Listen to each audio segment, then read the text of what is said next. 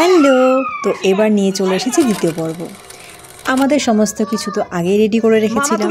আর সর্বপ্রথম ভাইফোঁটা হয়েছিল আমাদের গোলুসোনার, মানে আমার বোনের পুচকুর।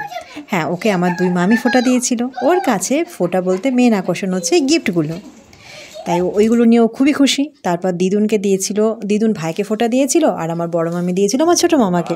হ্যাঁ, এবার আমার মা বা মাসি কেউই ফোঁটা দিতে যেতে পারেনি, আর আমার বড় মামাও আসেনি ফোঁটা নেওয়ার জন্য। তো যাই হোক, এরপর চলছিল আমাদের ভাই বোনদের মধ্যে ফোঁটা দেওয়ার পর্ব। প্রথমে আমার বোন দিচ্ছিল ভাইকে ফোঁটা, আর আমরা বড় হয়ে গেছি তো কি হয়েছে, আমাদের মধ্যে এখনও গিফট দেওয়া নেওয়ার আনন্দ তো রয়ে গেছে।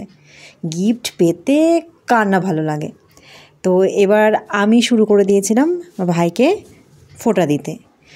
আবারও বলছি, ফোঁটা বলতে এবার কিন্তু আমাদের কপালে ফোঁটা দেওয়া যাবে না, কারণ আমার মামার বাড়িতে এবার একটু প্রবলেম ছিল, যার জন্য এবার ফোঁটা দেওয়াটা নিষেধ ছিল।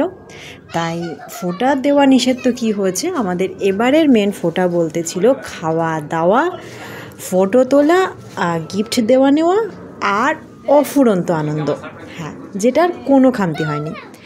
আর এই যে আমাদের গোলু সোনা নিজের গিফটগুলো তো অলরেডি খোলা হয়ে গেছে, কিন্তু তাতে কি, আমরা যে গিফট দেওয়া নেওয়া করছি সেগুলোতেও ওরই তো অধিকার।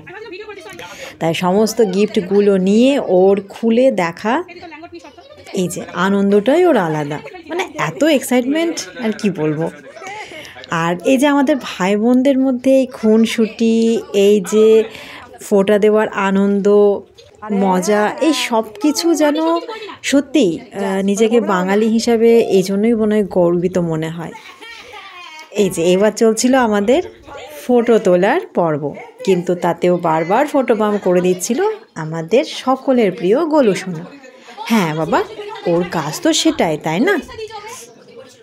তো তারপর সেটা ভাই ভুলে গিয়েছিল আমাদের সব বোনদের মিষ্টি খাওয়াতে, তাই আমরা বসে পড়লাম মিষ্টি খাওয়ার জন্য। আমরা মিষ্টি কেন ছাড়বো, ওকে যখন অতগুলো মিষ্টি খেতে দিয়েছি তখন আমাদেরও তো প্রাপ্য। তো এইভাবেই হই হুল্লোড় করে সত্যি এবারের ভাইফোঁটাটা খুব ভালোভাবে কেটে গেল। তারপর ছিল আমাদের এই যে প্রণাম করার পর্ব। হ্যাঁ, আমরা বড় দিদি, আমাদের তো প্রণাম করা ওর কর্তব্য, তাই না?